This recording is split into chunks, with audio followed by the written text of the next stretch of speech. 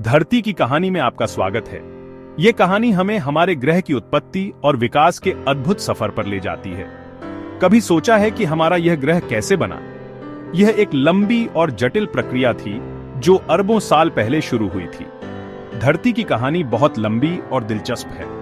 यह कहानी हमें समय के साथ साथ बदलते हुए ग्रह की यात्रा पर ले जाती है। यह कहानी है कॉस्मिक डस्ट की, आग की शुरुआत की और जीवन के इनक्रेडिबल जर्नी की। यह हमें बताती है कि कैसे एक विशाल बादल ने एक ठोस ग्रह का रूप लिया। हमारे साथ अरबों साल पीछे चलिए, धरती के जन्म और जीवन की शुरुआत के रहस्यों को जानने के लिए। यह एक ऐसा सफर है जो हमें हमारे अस्तित्व की गहराइयों में ले जाता है। कुदरत के पावर और जियोलॉजिकल टाइम के ग्रैंड स्केल को देखकर आप दंग रह जाएंगे।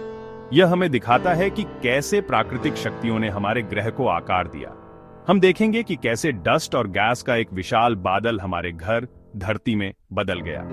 यह प्रक्रिया इतनी अद्भुत और जटिल थी कि इसे समझना एक चुनौती है। और हम यह भी जानेंगे कि कैसे प्रिमोर्डियल सूप से जीवन की शुरुआत हुई और कैसे वह आज की तरह इतना डाइवर्स बन गया।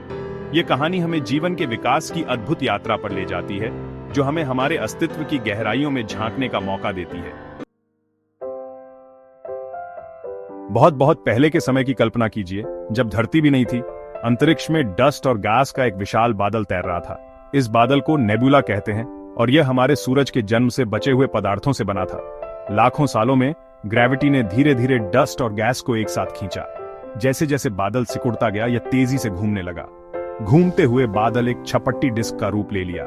इस घूमती हुई डिस्क के केंद्र में सूरज बना, जिसने चारों ओर रोशनी और गर्मी फैला दी। दूर डस्ट और गैस इकट्ठा होते रहे और प्लैनेट्स की शुरुआत हुई, जिसमें हमारी धरती भी शामिल है। शुरुआती धरती बहुत गर्म और खतरनाक जगह थी। ज्वालामुखी फटते थे, लावा और गैसेस वातावरण में फैलते थे। एस्टेरॉइड्स और कॉमेट से टक्कर होना आम बात थी। ऐसी ही एक टक्कर ने हमारी धरती पर गहरा प्रभाव डाला। मंगल ग्रह जितना बड़ा एक पिंड मोलोडॉय धरती से जोरदार टकराया। इस टक्कर से मलबा अंतरिक्ष में फैल गया। धरती के ग्रेविटी ने इस मलबे को अपनी ओर खींचा और धीरे धीरे यह मिलकर हमारा चांद बन गया। चांद ने धरती के रोटेशन को स्टेबल करने में और टाइड्स बनाने में मदद की, जिसने बाद में जीवन के विकास में भूमिका निभाई। जैसे जैसे धरती ठंडी हुई, इसकी सतह एक रॉकी क्रस्ट में बदल गई। ज्वालामुखी फटते रहे, जिससे धरती के अंदर से गैसेस निकलती रहीं। इन गैसेस ने धरती का शुरुआती वातावरण बनाया, जो आज की हवा से बहुत अलग था। इसमें ऑक्सीजन नहीं था और कार्बन डाइऑक्साइड, नाइट्रोजन और वाटर वेपर बहुत ज्यादा थे। समय के साथ वातावरण में मौजूद वाटर वेपर कंडेंस होकर बारिश के रूप में गिरा, जिससे पहले ओशंस बने। ये ओशंस धरती की ज्यादातर सतह पर फैल गए और एक विशाल पानी से भरा क्षेत्र बना, जहां जल्द ही जीवन की शुरुआत होने वाली थी। धरती पर जीवन कैसे शुरू हुआ, इसका पूरा विवरण अभी भी एक रहस्य है। हालांकि वैज्ञानिकों का मानना है कि एबियोजेनेसिस नामक प्रक्रिया के जरिए निर्जीव पदार्थों से जीवन की उत्पत्ति हुई। यह प्रक्रिया संभवतः धरती के शुरुआती ओशंस में हुई, जहां ऑर्गेनिक मॉलिक्यूल्स का एक समृद्ध सूप मौजूद था। ये ऑर्गेनिक मॉलिक्यूल्स, जो जीवन के बिल्डिंग ब्लॉक्स हैं, शायद अंडर वाटर हाइड्रोथर्मल वेंट्स में बने या कॉमेट्स और एस्टेरॉइड्स के जरिए धरती पर आए। समय के साथ ये मॉलिक्यूल्स मिलकर और कॉम्प्लेक्स स्ट्रक्चर्स बनाते गए और अंततः पहली सेल्फ रेप्लिकेटिंग मॉलिक्यूल्स बनी, जो जीवन के पूर्वज थे। सेक्शन 6, सरल से जटिल तक, एवोल्यूशन का सफर। एवोल्यूशन की इस अद्भुत यात्रा में हम जीवन के सबसे सरल रूपों से लेकर आज की जटिलता तक के सफर को देखेंगे। जीवन के पहले रूप सरल एक कोशिकीय जीव थे, जिन्हें प्रोकैरियोट्स कहा जाता है। ये छोटे जीव, जो केवल एक कोशिका से बने होते थे, जीवन के सबसे प्रारंभिक रूप थे। ये जीव इतने छोटे थे कि इन्हें केवल माइक्रोस्कोप के माध्यम से ही देखा जा सकता था। ये जीव शुरुआती धरती की कठोर परिस्थितियों में पनपे। उस समय की धरती का वातावरण आज की तुलना में बहुत अलग था, जिसमें ज्वालामुखी विस्फोट, बिजली की गड़गड़ाहट और विषाक्त गैसों का प्रभुत्व था। इन कठिन परिस्थितियों में भी जीवन ने अपनी शुरुआत की। इन्हें अपने वातावरण में मौजूद रसायनों से ऊर्जा मिलती थी और ये दो में विभाजित होकर प्रजनन करते थे। ये जीव अपने आसपास के रसायनों को अवशोषित करके ऊर्जा प्राप्त करते थे और फिर विभाजित होकर अपनी संख्या बढ़ाते थे। इस प्रक्रिया ने जीवन के विकास की नींव रखी। अरबों वर्षों में जीवन धीरे धीरे विकसित और विविधतापूर्ण होता गया। समय के साथ ये सरल जीव अधिक जटिल रूपों में विकसित हुए। जीवन के इस विकास ने विभिन्न प्रकार के जीवों को जन्म दिया जो आज हम देखते हैं। नेचुरल सिलेक्शन द्वारा एवोल्यूशन की प्रक्रिया के माध्यम से नई प्रजातियां उत्पन्न हुईं।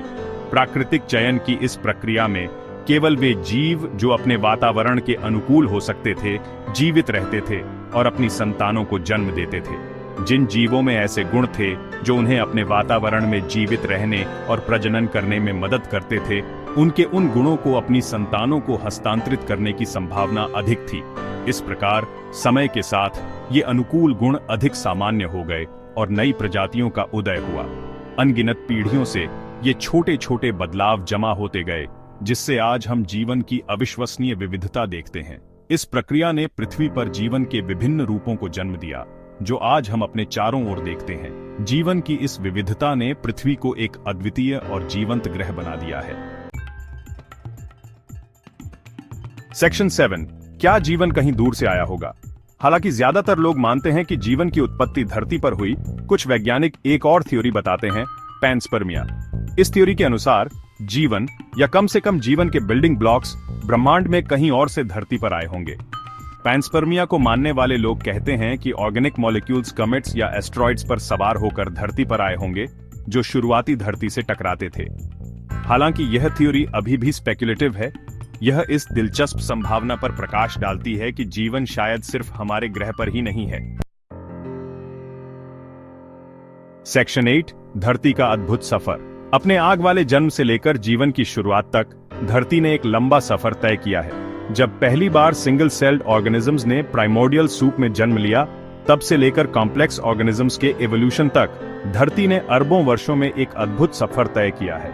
इस सफर में कई जियोलॉजिकल चेंजेस हुए हैं, जिनमें से कुछ ने हमारे ग्रह की सतह को पूरी तरह से बदल दिया है। हमारा ग्रह एक डायनामिक सिस्टम है जो लगातार बदल रहा है और विकसित हो रहा है। महाद्वीप खिसक गए हैं, टेक्टोनिक प्लेट्स ने अपनी जगह बदली है और इस प्रक्रिया में नए पर्वत और महासागर बने हैं। क्लाइमेट्स में बदलाव आया है, कभी बर्फीले युग तो कभी गर्म समय। इन बदलावों ने जीवन को नए तरीके से ढलने पर मजबूर किया है और जीवन ने अनगिनत चुनौतियों और अवसरों का सामना किया है। हर बार जब धरती ने अपनी परिस्थितियों को बदला, जीवन ने भी अपने आप को अडेप्ट किया। इन सब के बावजूद जीवन बना रहा, हार्श कंडीशंस में भी पनपता रहा और हर बार नई चुनौतियों का सामना करता रहा। बदलते वातावरण के साथ अडेप्ट होता रहा और एवोल्यूशनरी एडेप्टेशंस के माध्यम से खुद को मजबूत बनाता रहा। और आज हम जितने भी अलग अलग रूप देखते हैं, उनमें डाइवर्सिफाई होता रहा। धरती पर हर कोने में अलग अलग इकोसिस्टम्स और स्पीशीज की विविधता देखने को मिलती है। धरती की कहानी कुदरत की ताकत, नेचुरल डिजास्टर्स और जीवन की रेजिलियंस का प्रमाण है। सभी जीवित चीजों के इंटरकनेक्टेडनेस और उनके बीच के इंट्रिकेट रिलेशनशिप्स को दर्शाती है और जियोलॉजिकल टाइम की विशालता का प्रमाण है। धरती की कहानी हमें यह सिखाती है कि समय के साथ सब कुछ बदलता है और यह बदलाव ही जीवन की असली खूबसूरती है। सेक्शन 9, खोज करते रहो। यह धरती की उत्पत्ति और जीवन के एवोल्यूशन की दिलचस्प कहानी की बस एक झलक है। अभी बहुत कुछ खोजा जाना बाकी है। खोज करते रहें, सवाल पूछते रहें और हमारे अद्भुत ग्रह के बारे में सीखते रहें। हम धरती के इतिहास के बारे में जितना ज्यादा समझेंगे, आने वाली पीढ़ियों के लिए उसके भविष्य की रक्षा करने के लिए हम उतने ही बेहतर तरीके से तैयार होंगे।